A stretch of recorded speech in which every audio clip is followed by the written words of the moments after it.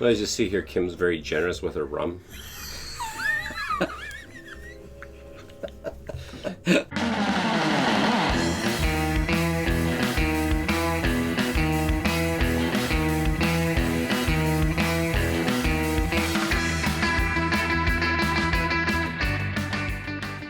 Hi everyone, this is Ray, or some of you might know me as Tiki With Ray, and today I'm in my friends Kim and Mark Cook's home tiki bar. What's the name of your bar? The Headhunter's Hideaway. The Headhunter's Hideaway, and you have an awesome bar, but the thing that I noticed the most about your bar is you have actually a very large Papua New Guinea collection.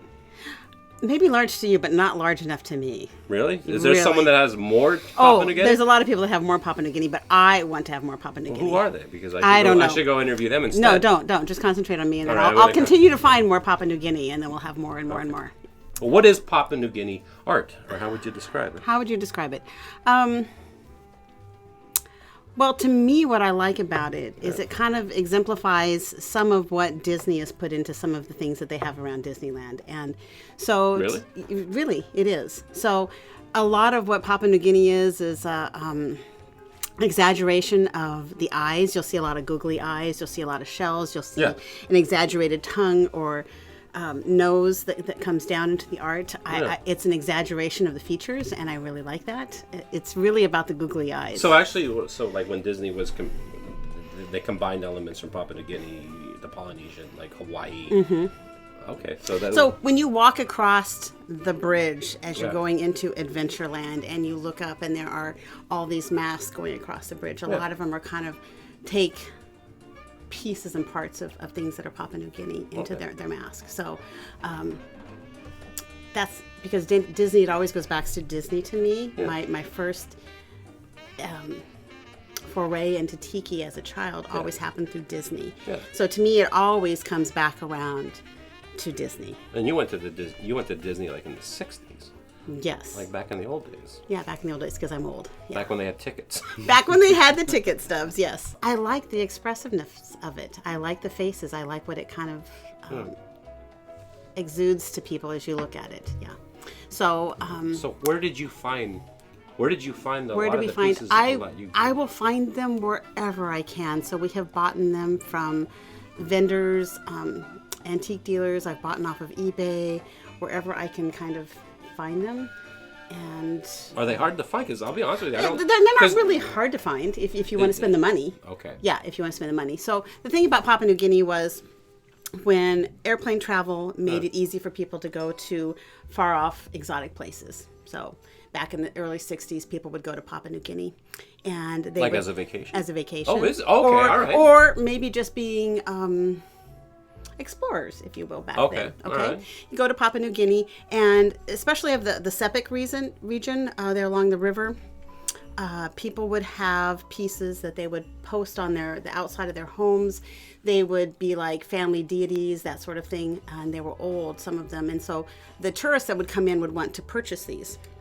There's only so many of these that were out there. Yeah. And so these villagers or whatever would actually sell them? They would. So what they learned in the early 60s was that the tourists would pay more money for pieces that looked old than they would for pieces that were being carved in the time. So they actually got quite good at making them look older than they were. So there's a whole process to making your piece look old. Apparently there was. So it's kind of difficult. It's easy to tell a tourist piece that was not done to make look old, but it's a little bit more difficult to tell the very old pieces from the ones that the tribes people would try to make look old.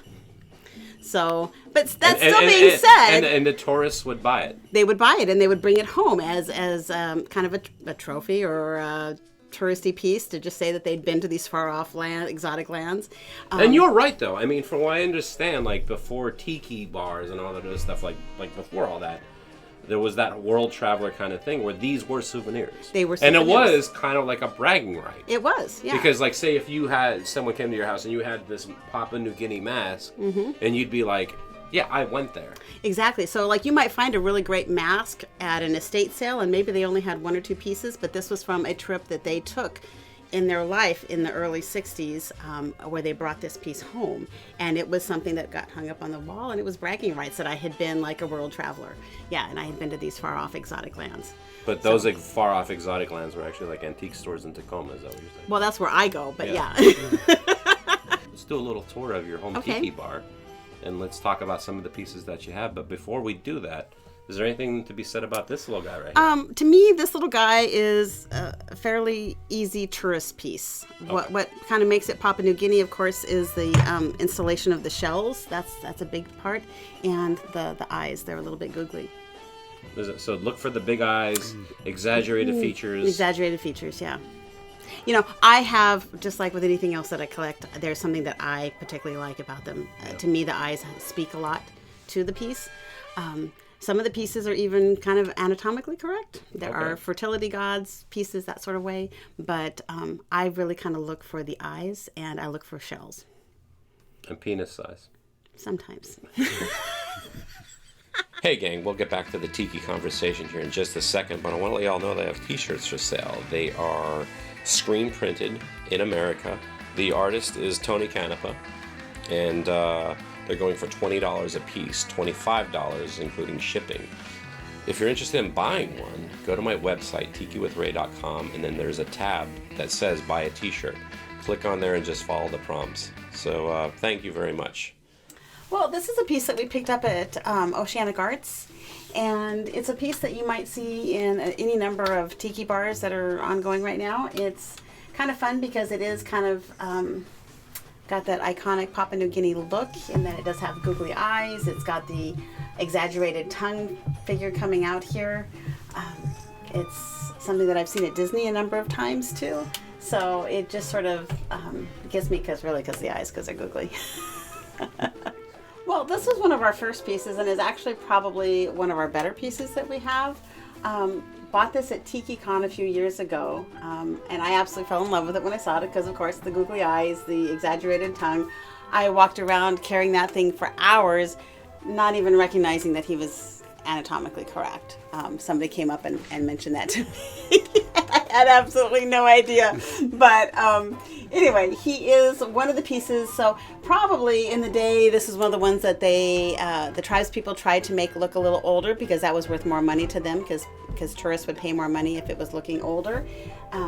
So it was probably from, early 60s or so, and carved. This would be a piece that they would traditionally put outside their homes. So it could be said that this was like being put out there by a male trying to attract a wife or something like that because of the, going on there. This is an original Pat Mayberry painting.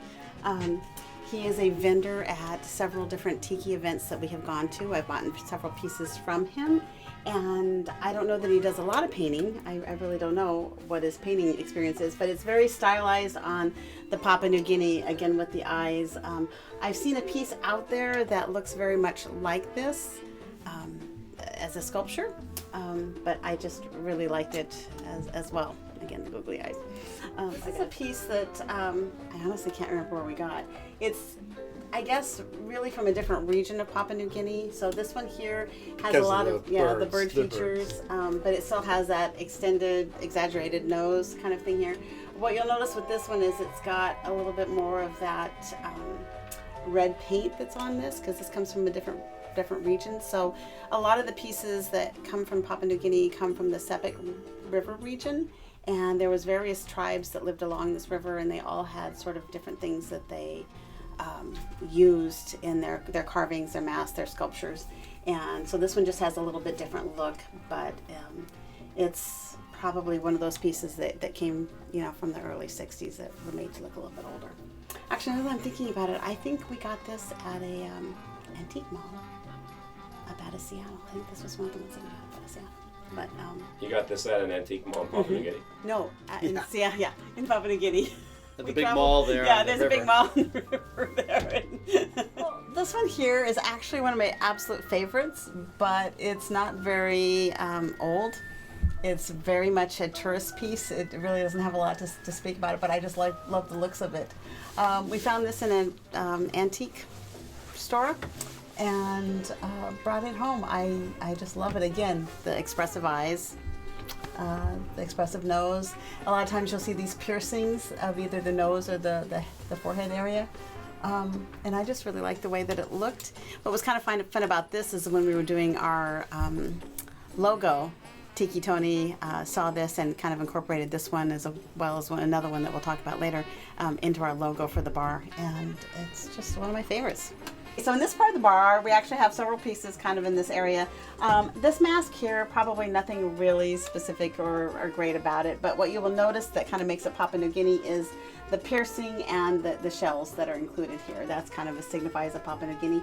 This here would be like a board that I was told would be placed on the outside of a home.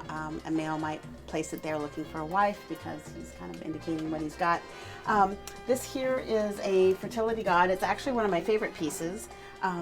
So one of the things to look for in Papua New Guinea pieces, of course, is always the piercings, but the shells that they incorporate into the pieces, so always in the eyes.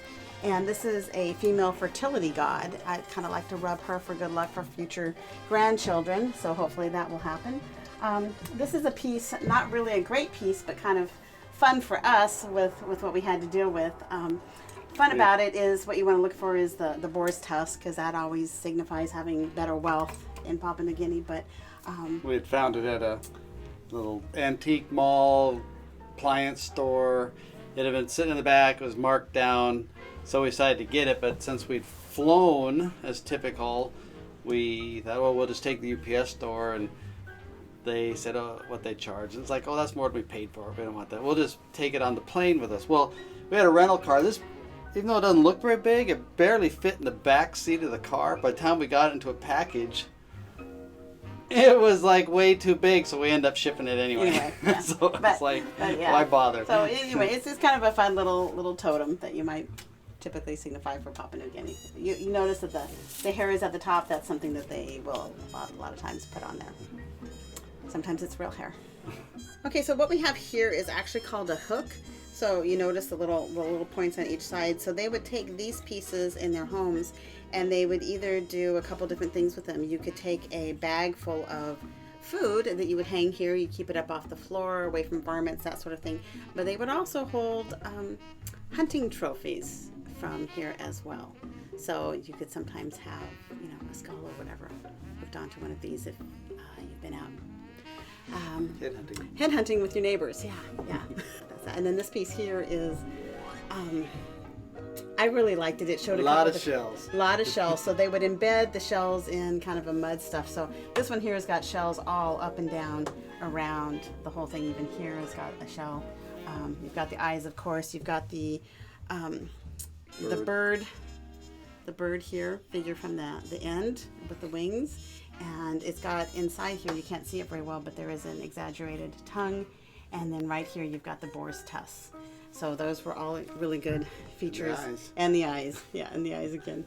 All really good features that kind of brought this piece. So it also looks like, so up at the top, so what they would do is they would sometimes use even human hair on some of their pieces. And I think that's what this is here. Human hair on the top there. Well, Kim, thanks for showing us around your home tiki bar. No problem, Ray. It was a lot of fun. And I'll tell you what, a lot of these pieces are incredible. And now that I see them, now I think I could be like, oh yeah, that's a Papua New Guinea piece. Because before, I think a lot of these pieces I would have thought they'd be like African. Mm-hmm. But now that you said like, okay, well, like look for this. Now I can kind of tell, exaggerated features. Big eyes. Lots of shells. And anatomically correct pieces. Sometimes. So the thing that I love, so you guys really, really love the Papua New Guinea stuff, that you actually had your own glasses made. And you actually incorporated some Papua New Guinea art in your glass. Can you want to talk about that? We did. The reason I really like the Papua New Guinea is, to me, it seems a little bit more exotic. Just absolutely extra bit of exotic. The whole and actually more mysterious too. Yes, exactly. The whole headhunters and that whole tribal thing. And so when we had the logo done and Tiki Tony did it, he actually saw pictures that you had done on our first. Tiki Tony did your glass. He did our logo. He did our logo, and he took from it the pictures that he saw. You know, I just gave him some information to work from. Yeah. Here's some pictures of our bar, and they were pictures that you had done in Cool. your blog post about our bar. And so he did, you know, the one here that is my favorite. He's also, you know, incorporated the little hook that we have here, and kind of put those together into our logo and made those for us. But And to be honest with you, this has like a Disney. it does. Feel It's very to it. Disney-esque. I like to call it Disney-esque. And Get a that- twofer on that one. Yeah, yeah. It is really, to me, you know, where a lot of it comes to is always, the road always leads back to Disney. Yeah, Yeah, yeah, it does. yeah. The road always leads back to Disney. For me, absolutely.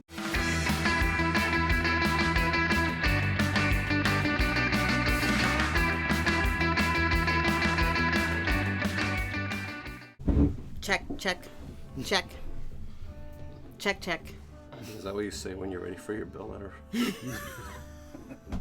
that what they say when they're sound check? Check, check, check, check. No, but you check should- one, check No, one. but you should totally do that the next time you're in a restaurant. All of a sudden, when you're done eating, you put your spoon down. All of a sudden, you're just like, check, check, check, check, check, check, check, check. Are we really doing this? No, just try. Yeah. Try what? Talk. Talk. See You how it talk. You sounds. talk. You talk. You talk this time. Say something. I love Tiki.